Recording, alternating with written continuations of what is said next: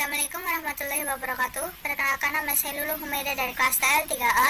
Di sini akan menjelaskan proposal tugas akhir untuk ulangan akhir semester mata kuliah Bahasa Indonesia dengan judul Rancang Prototipe Palang Pintu Air Otomatis dengan Sistem Hybrid PV Piezoelektrik menggunakan Arduino. Pada latar belakang, terjadi penumpukan sampah pada saluran pembuangan air atau kali sehingga mengakibatkan meluapnya air.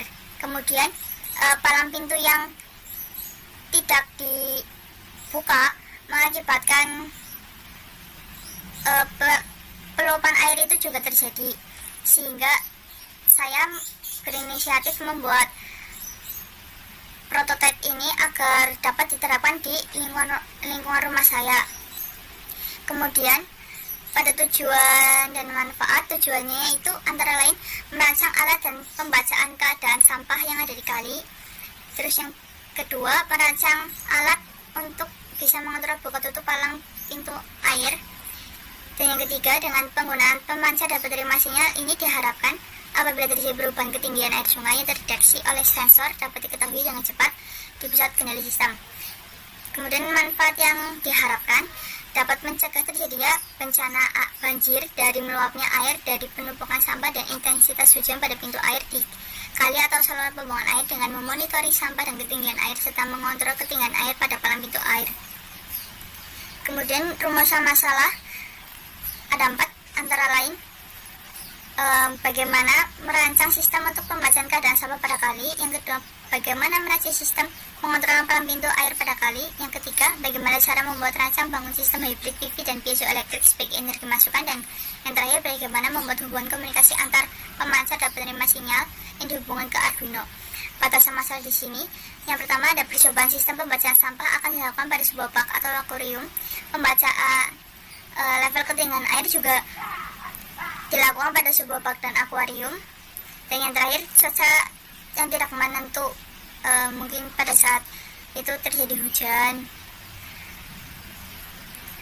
Kemudian ada metodologi yang saya terapkan. Yang pertama itu studi literatur dengan membaca teori yang ada pada buku maupun sumber referensi yang ada, membuat rancang hardware maupun software menjadi sebuah alat yang diharapkan.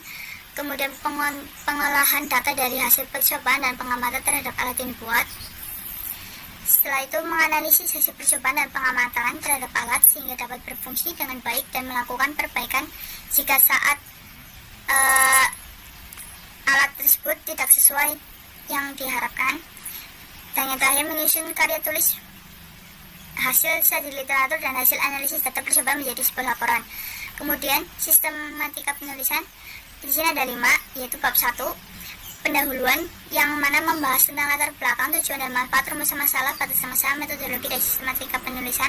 Bab 2 itu membahas dasar teori-teori yang ada yang dengan berbagai sumber ya, yang berkaitan dengan perancangan alat dan pembahasan masalah. Yang ketiga, perancangan sistem untuk membuat rancangan alat baik dari segi perangkat keras hardware maupun perangkat lunak software, dan hasil serta pembahasan membahas percobaan sistem alat dan pengambilan data serta analisis data hasil percobaan. Dan yang terakhir, penutup, yaitu kesimpulan dan sarannya berkaitan dengan perbaikan dan pengembangan dari perancangan alat.